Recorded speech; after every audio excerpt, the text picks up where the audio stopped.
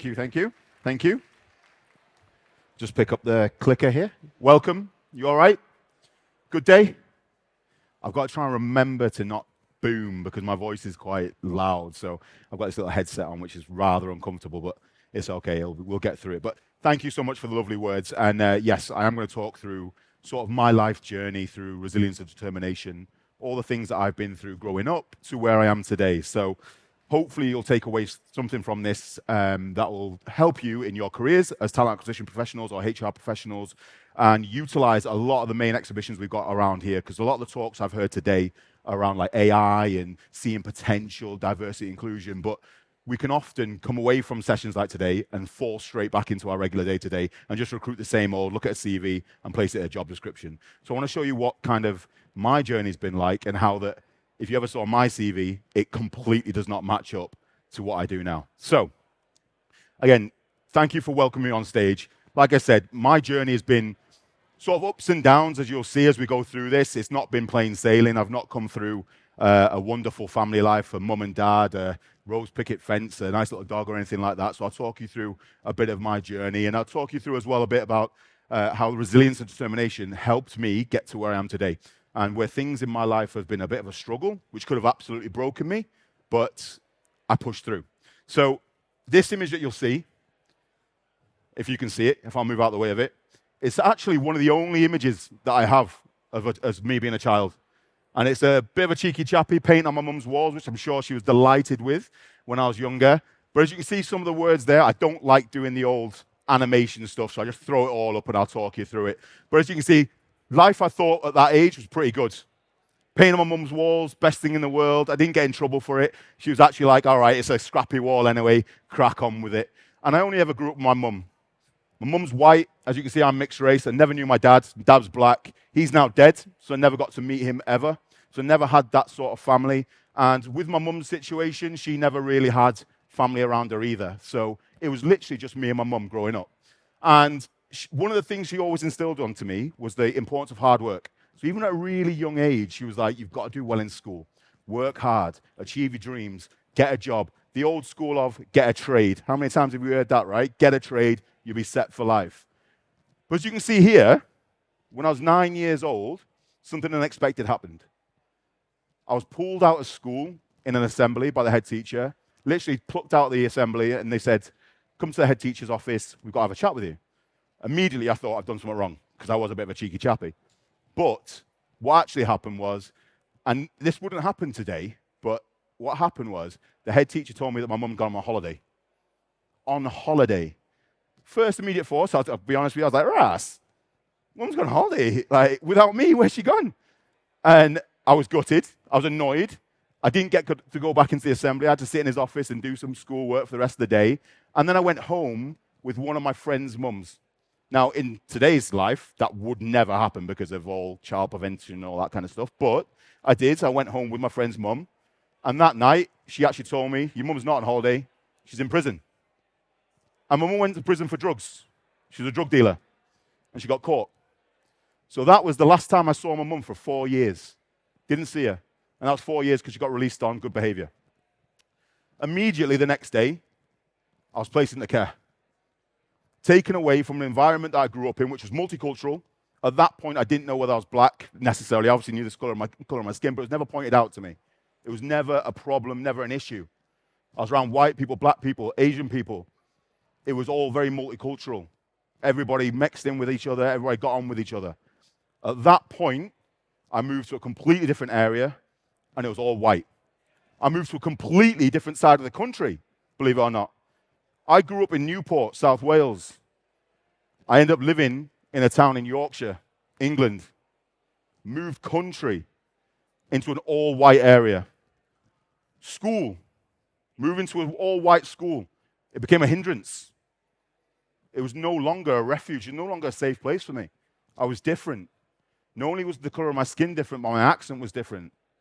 The way I dressed was different. The way I communicated was different. Living with an all-white family was very different for me. Although my mum was white, she didn't necessarily act white. I was eating Caribbean food, African food. We'd have loads of people coming around to our house, probably because she was a drug dealer, to be fair, right? Being honest. but it was so culturally different and diverse that it wasn't all white.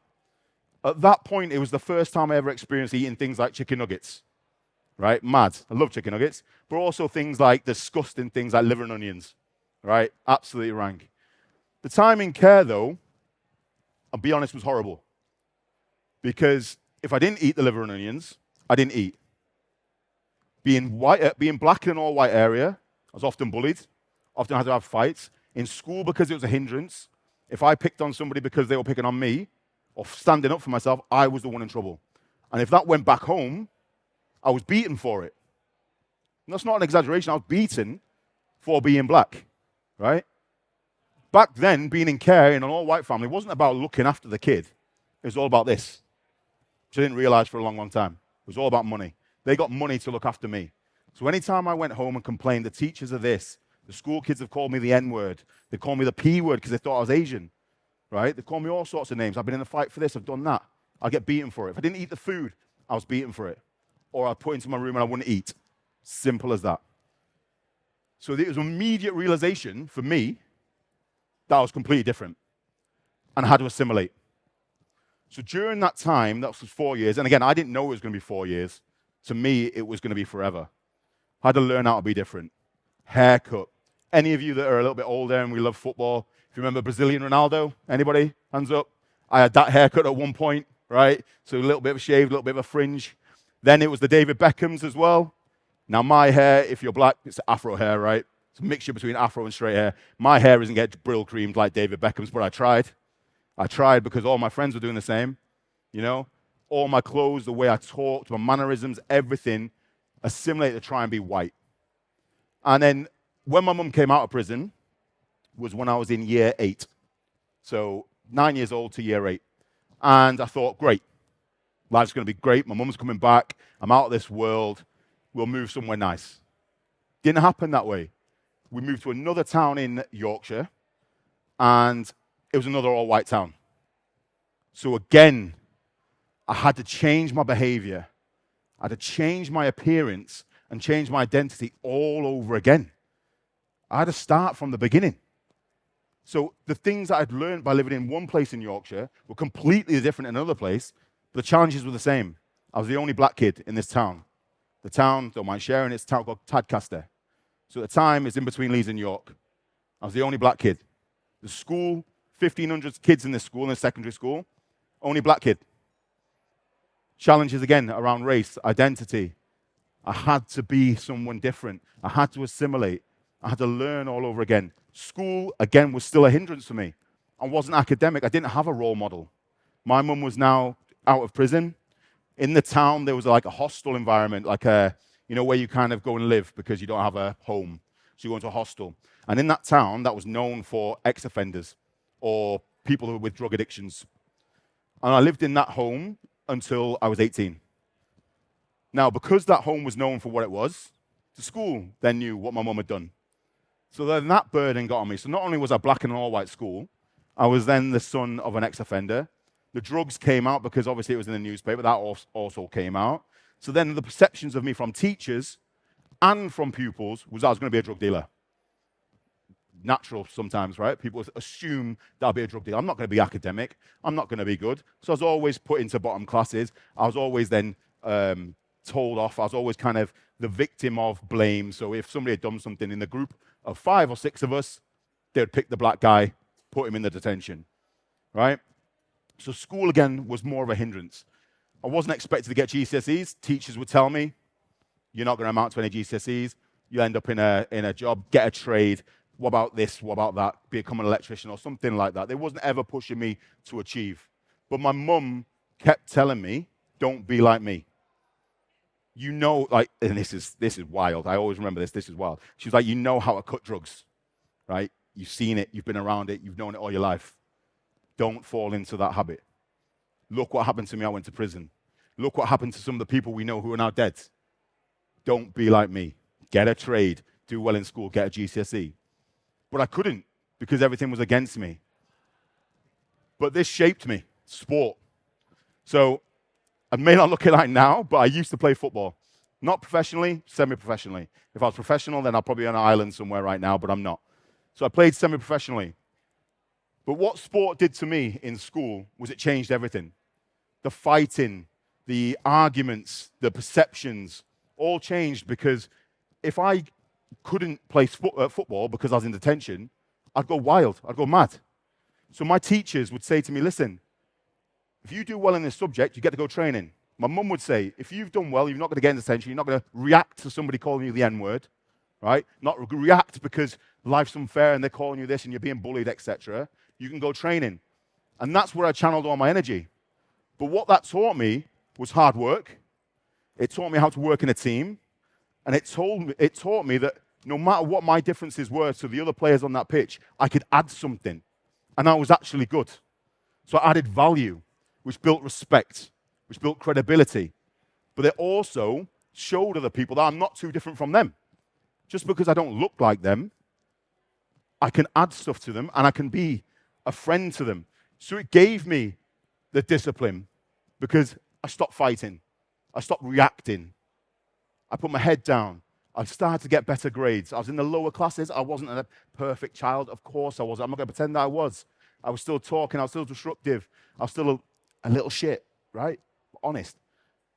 But it gave me the discipline, and it gave me the hard work, and it gave me the motivation to succeed. And my dream was to become a fireman. Clearly I'm not, right? But that's another story. We'll get to that. But that was the dream, to become a fireman. So work hard in school, get GCSEs, you become a fireman. Sport helped me. Back then, you used to think you had to be 6'2", you had to be athletically fit to become a fireman, all the bleep tests and stuff. So I was like, right, this is my path. It's my journey. I'll do well at football. Didn't want to become a professional footballer, weirdly. That was not my dream. Didn't want to be a pro footballer. Just do well at football, do well in school, and I become a fireman. Now, unfortunately, that obviously didn't happen. But because I did well in school, one teacher encouraged me to go to sixth form. And it was because to become a fireman, you had to be 18. And in school back then, at 16, you could leave. So I stayed on for an extra 2 years. I just did a couple of A-levels just to waste 2 years, right? Then when the A-levels finished, I had a decision to make. Fire brigade to live the dream. All the crap that I've been through in all of my life, building up to that moment, that's the goal. I've survived mum being in prison. I've survived the care system. I've survived racism. I've survived teachers telling me that I'm not going to amount to anything. And now I've got the GCSEs. I'm now 18. I had just had a little bit of a growth spurt, so I was about 6'1" at that point. I'm athletically fit. I'm playing semi-professional football for the town's club. The town's club, yeah, that's right. I'm that captain at 18, 19 years old, right, for that club. Again, leading men, grown men, right? So I thought, right, life's done. One teacher changed my life forever. And she said, what if you break your leg? That kind of mentality of, what if you break your leg? You're not going to be able to run up the ladder for the fire brigade. You're not going to be able to save people's lives. My mentality was all about saving people's lives. If you break your leg, you're not going to achieve. What are you going to do? What's the backup? What's next?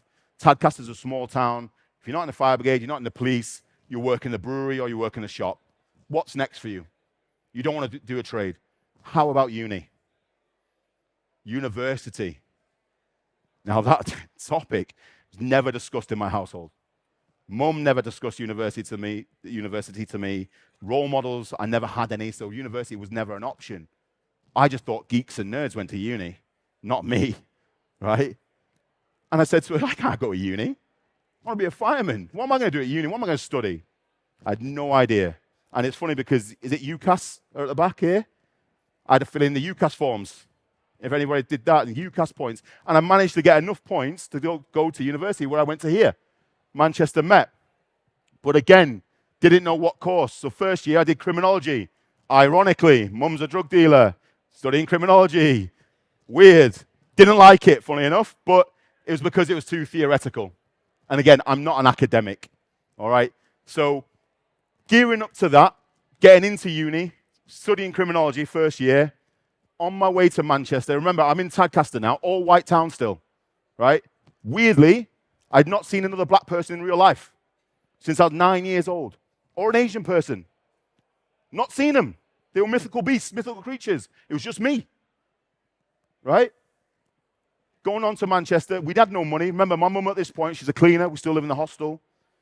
Black bags, backpack, football kit bag. on the train, that train from Leeds to Manchester, end up in Manchester Piccadilly, bags in hands, looked out, there's black people, there's white people, there's Asian people. Honestly, I was like, wow, this is mad. But again, I felt I was different. Got to the halls, living with Asian people, living with black people. I didn't fit in again. I couldn't talk black. I didn't know the foods. I didn't know the cultures anymore. The white folks, hospitable, whatever, nobody was horrible. But again, I didn't quite fit in with the white people because I was black. So again, naturally, back then, some people would herd towards what they know, right? White people stick with the white people to some degree until they get introduced to the black people. Same with the Asian people, etc., etc. So I was kind of different again, so I had to learn how to make these social relationships. And I did that through retail. Had no money, couldn't afford uni. So I had to work 20 hours a week in retail while I was at university. And that's where I met the brand Adidas, because I got a job in the shop in Manchester, Market Street. And that's where I learned all the difference of cultures, how to interact with people. They gave me the fundamental skills of communication, asking the right questions, building up a network. And ultimately, although I was feeling alone and different, I started to make relationships. And then that got me my degree. And as you can see, my degree is in digital marketing, so I switched from criminology to digital marketing. Have I used that degree? No. Absolutely not. Complete waste of money, right? But if I think of the experience that it gave me, it was absolutely fantastic. Then I hit this.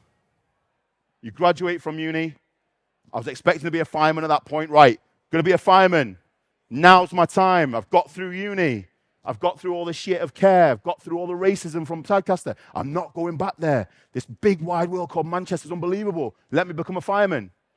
I'm ready. Still playing football. I'm fit. David Cameron came into power. Don't we love David Cameron, right? All public spending cuts. Fireman dream. So we talk about resilience again. I'm on a high. Immediately graduated with a 2-1. No idea how I got that, by the way. Got it, regardless. Hit a low again. Fireman dreams off the table. What do I do now? I can talk. The experiences that I had being in multicultural environments through Adidas, through university, I was able to do, talk to people, build relationships, influence people, sell. And what happens when you can sell and you don't know what you want to do in life? You become a recruiter, right? You become a recruiter. So that's exactly what I did. So in 2010, showing my age a bit here, I think it was 2010, 2011, I joined a recruitment agency. And that's when I found corporate challenges again. The high of getting a job in a recruitment agency. Mum, I've got to wear a suit every day. How amazing is that? Can you imagine me wearing a suit, Mum, every single day for work? She was like, I'm so proud, son. I'm so proud you've done everything. I was like, it's amazing. Have you got 400 quid so I can buy a suit? No. So I had to rent a suit for the first couple of weeks, and then I managed to buy one. But the challenges were different. Imagine, I was used to people calling me the N-word regular when I was growing up. Not so much in uni. I was used to people picking on me, touching my hair, tackling me, calling me names on the football pitch, wherever it might be. I was used to that. What I wasn't used to was the subtle racism, the microaggressions, the things that you don't necessarily say or you don't necessarily hear that directly impact me. Now, in this one agency, I brought in some of the biggest clients that they've ever seen, bringing in millions of pounds of turnover for this agency, right? I was getting paid 17 grand a year to do it. I was on 5% commission. I had to pay 3 grand a month for my desk. So if my commissions didn't hit 3 grand, I'd get no bonus, right? Until it went over that threshold. My peers were in 10, 15% commissions, but that's just how it was. I was speaking to somebody that I met here today that was, I can't see him in the audience, but he was here earlier on. We was at the same agency and we were discussing it and how toxic it was. You had to be in the office at 7 o'clock. You couldn't leave until 6 every single day. You had to be clean shaven. You were allowed a beard, but not stubble. Figure that one out, right? Top button done up. If you took your jacket off at your desk, you had to put it on to go into the conference room if you had a meeting. Wild, old school, archaic, toxic behavior. My colleagues were going out on client visits. As a recruiter, it's important to have those touch points, right? Been at this agency for a few years, bringing in millions of pounds, loads of money for the agency, never went on a client visit, not one. And I said to my companion who was sat opposite me, a little bit older than me, more experienced than me, and I was saying, lad, how come you get to go on all these visits? How come you get to meet clients? I'd love to do that. I'm wearing a suit every single day, looking smart as anything. I'm on the phone all the time, bringing in loads of money. I'm one of the top earners. I run awards at the company, etc., etc. And he did one thing to me that changed that whole job perspective, and he just did this. And he wasn't being horrible. He actually wasn't being horrible. He said, it's because you're black. They think, because it was just before the times of how LinkedIn was booming, that the way you speak on the phone, you sound white. So when you visit your, that was a weird kind of moment there, wasn't it? When you visit your clients, they're going to think because you're black, they're not going to give you business. And me being me, again, resilient, I was determined to prove them wrong. I booked a day off. It was a Tuesday. I booked a day off. I traveled all the way down south. I'm not going to say where, just in case they listen to this and they understand who I'm talking about, because I don't want that repercussion to happen, whatever. But I visited the client and I said, listen, I'm here. Nice to meet you, blah, blah, blah. And the client, funny enough, they said to me, I wasn't expecting you based on the color of my skin, but he wasn't being horrible. He just, because again, the phone voice was white, the reality was black, and he was like, really, really nice to meet you. Obviously, and you look back, it's like, oh, that's a dodgy thing to say, but it was old school back then, so I let him off. Had a cup of coffee. We forecasted business for the next couple of years, loads of business opportunities coming in. I actually said to him, one of the reasons why I've not visited you, because I know you wanted to meet me a few times, is because my bosses thought that you wouldn't give us any more business because I was black. He was so offended, right? He was appalled. He kind of didn't want to give his business because of that, but then he knew it would affect me. But I said to him anyway, I'm going in the office tomorrow, I'm going to hand my notice in. And he said, I'll come with you. Now, this is one of the biggest companies in the world in what they do. Billion-dollar company in what they do. And he believed in me that much that as soon as I handed my notice and moved to another company, he came with me. It's corporate racism, fresh new challenge, questioning my worth. But my resilience and determination battled me through that as a recruiter. And I knew I was worth a lot more. Found my voice and I found a new journey. When I left that agency, I joined another one. One that actually respected me. One that allowed me to head up a division. One that allowed me to manage a team. One that gave me better than 5% commission. One that didn't cost me $3,000 for my desk. I started to use my voice to make a change, empower people, actually using being a recruiter in an agency, although it was all about money, but help change people's lives. Not just moving somebody from point A to B for a $5,000 commission, but maybe moving somebody from point A to B because of their commission, but also to better their career and actually consult with them properly, as you should do as a recruitment agent. But I knew that I wanted to do something different. I knew that I didn't want to be an agent forever. I didn't want to be a recruitment consultant forever. I wanted to regain what I'm passionate about. Recruitment, yes, I'm still passionate about it. I still do it now. Passionate about changing people's lives, giving them opportunity, finding that hidden potential, seeing something in other people that you don't see on a piece of paper. We talked today about the power of AI, about the power of people with neurodivergent people, for example. Things you don't see behind a screen. I was really passionate about that, but I was also passionate about sports. And I came back to Adidas. Not as a sports person, but within TA. So 2015, impossible is nothing. I'm not supposed to use that strapline anymore because it's old, but I still love it. I still believe in it. But I came back to Adidas. So the picture there, that's my first day. That's my second week doing an assessment center at Stamford Bridge. And later on, we got to play on the pitch. So that, for me, as a football enthusiast, was absolutely incredible. And those people, some of them I still speak to today, they're not even in Adidas. But they remember that experience, and it taught them a lot. So I found a new start. I found a sense of belonging. I rediscovered my passion and my drive. Gave me purpose. I wasn't chasing the pound sign. And as I continue my journey with Adidas, I'm still seeking a sense of purpose. Talent acquisition isn't a one-stop shop, right? We don't just go from A to B. We're all learning. That's why we're all here today. That's why we have all these exhibitionists. That's why Natasha does what she does. Because every week, every day, every month, every year, something's different. And I love that.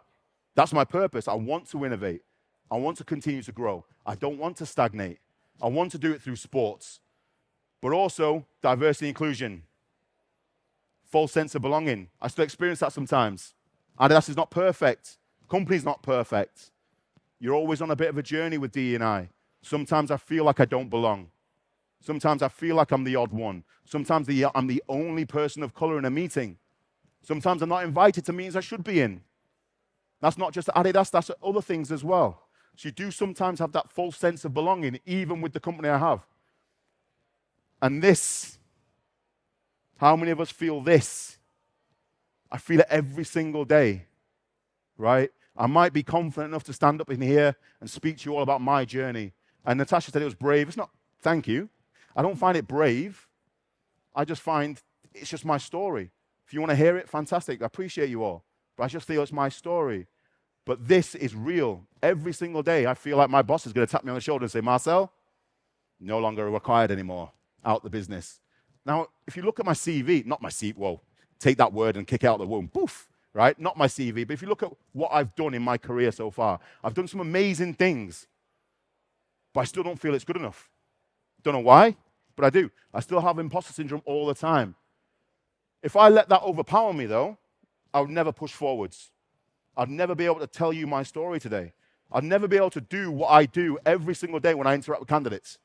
When I see something that's not on a piece of paper and I give them an opportunity based on their potential. I speak to them. I have a human touch point. I have an AI touch point. Of course I have an AI touch point, but I have a human touch point as well. If your CV doesn't perfectly match up to the job, what else is it about you? Why have you applied for that job? What is it about you that wants that job? What can you show me that's going to make you successful in that job? Tell me.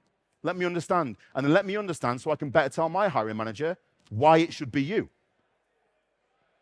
So imposter syndrome, recognize it in yourselves.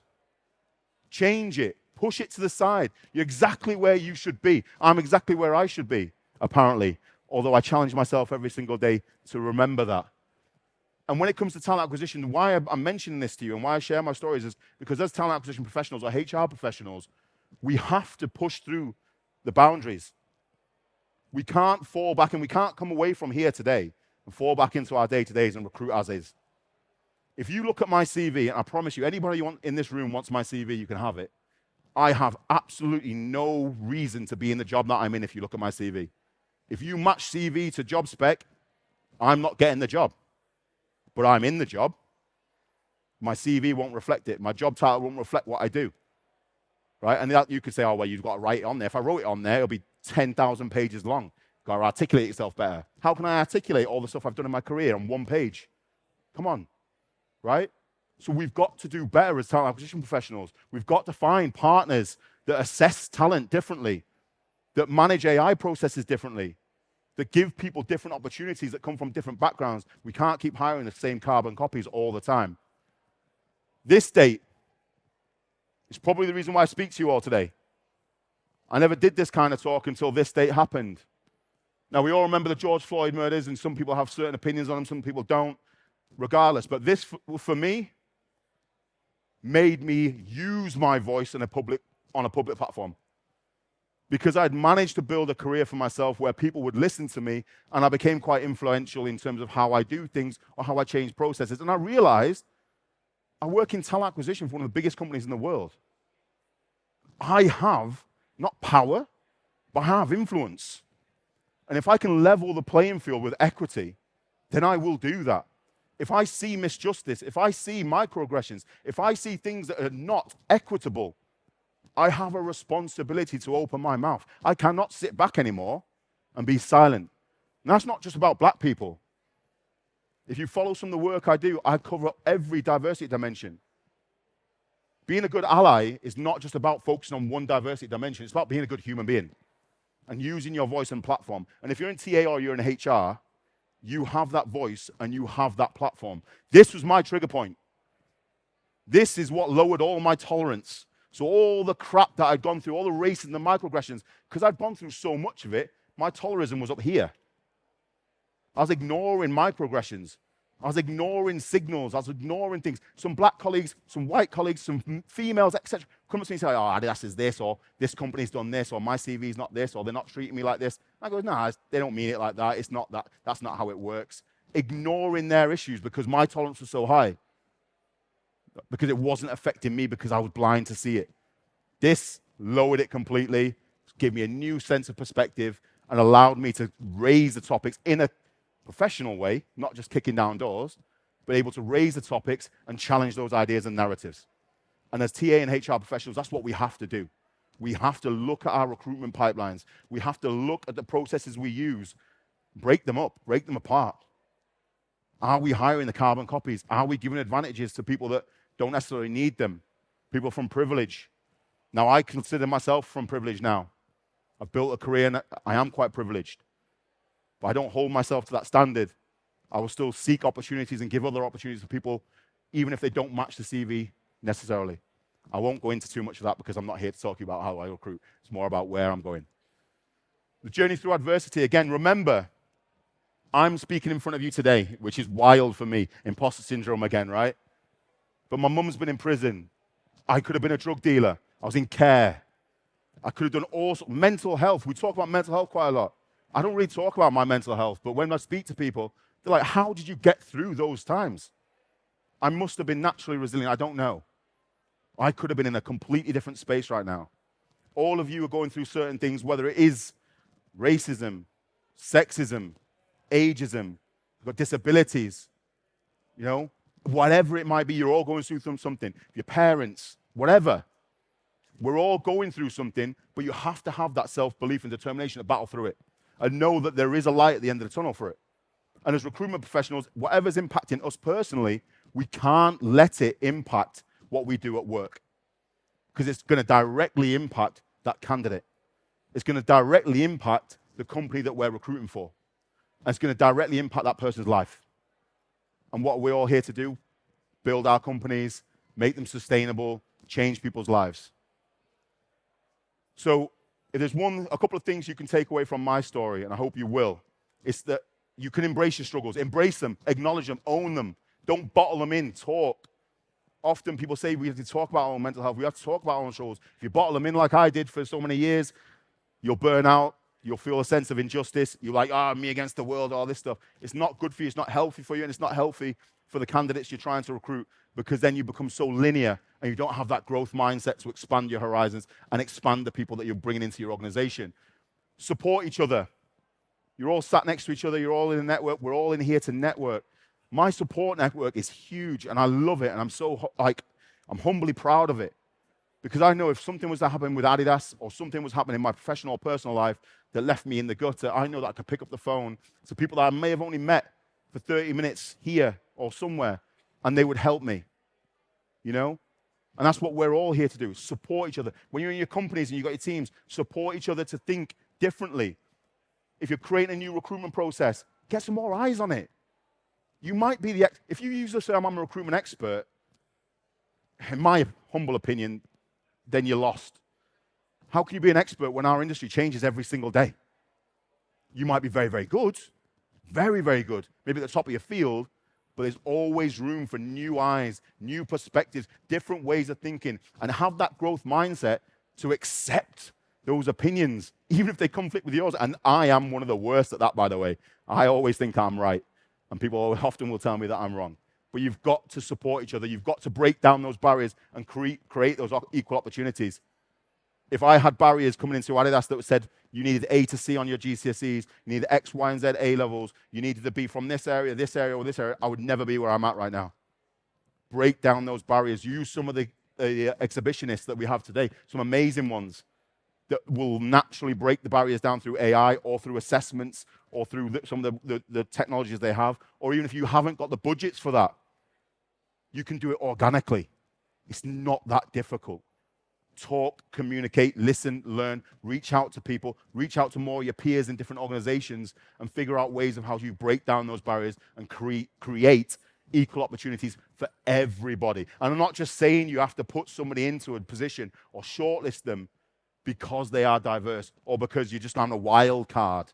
Absolutely not. They still have to be the very best candidate for that job. Absolutely. But what is the best candidate? Is it what's on the job description for the here and now, or is it what's going to be in the job description in 5 years' time? Is it what somebody's showing and believing in? I'll give you one quick example. I know we're going to run out of time soon. But I was recently, about a year ago, I was with some people from Manchester United, some scouts and coaches. And they were just having a chat about jobs, etc. And they were like, you work in recruitment, right? And I was like, yeah. And they was like, you find people based off a piece of paper, a CV. And I was like, yeah, typically they'll submit a CV, we'll match it to job description, and that's typically how you'll find people when people create CVs. He basically told me to F off. He's like, that's nonsense. We find some of the best people in the entire world to play football, and it's not on a piece of paper. And I know it's different, but his philosophy was correct. Any footballer can write on a piece of paper what they've done and not match up to that. Any one of us today can use ChatGPT and create an amazing CV that gives us all bells and whistles. You might not live up to it, you might do. Why are we still using something that's so archaic? What other methods can we use, to find people, to better present people? So think of them. Speak to people around the room. Identify new pipelines of how we bring talents in and use them, because you will find hidden gems. If I had to submit my CV, I wouldn't get into most of your organizations. I can tell you that now, right? It doesn't match up. But I'm here. I'm doing the job that I'm doing, so I'm doing something right, okay? Focus on the power within. This is the last message I'm going to leave you with. Overcoming and thriving. That's what I'm doing now. I'm overcoming every single day. My problems, my issues, my challenges. You'll all have the same. Overcome and thrive. Because remember, if you fall back into that, you'll negatively affect your business, negatively affect the candidates you're supporting. Resilience, determination, and self-belief. You've heard my story. You all have your own. You all have your own methods of resilience. You're all determined because you're all doing the jobs you do. TA, HR is not an easy job. You can't settle in. You can't sit back at your laptop and do this all day. That's not what we do. So you all have resilience and you have determination to believe in yourselves. If I can do it, you can do it. I'm just a street kid whose mum went to prison, right? If I can do it, you all can do it. No limitations. Remove those limitations. Why do you need a geography degree to be a marketeer? You don't, right? Why do you need a marketing degree to do marketing? You don't necessarily. It'll help. But does it actually have to have a degree for that? I challenge anybody that tells me it does. All right? So that's me. That's my story.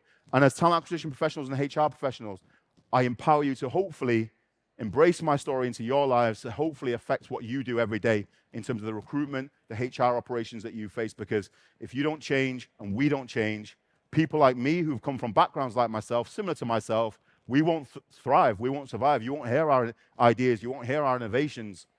And when you're in rooms like this is what you want to hear. So I'm telling you my story because these are the folks that are going to make it happen for you. All right? So thank you very much for listening to me. If you want to connect with me, the socials are on there. But yeah, I'd love to have a chat, or if there's any questions, by all means, fire them away. But thank you so much. Appreciate it.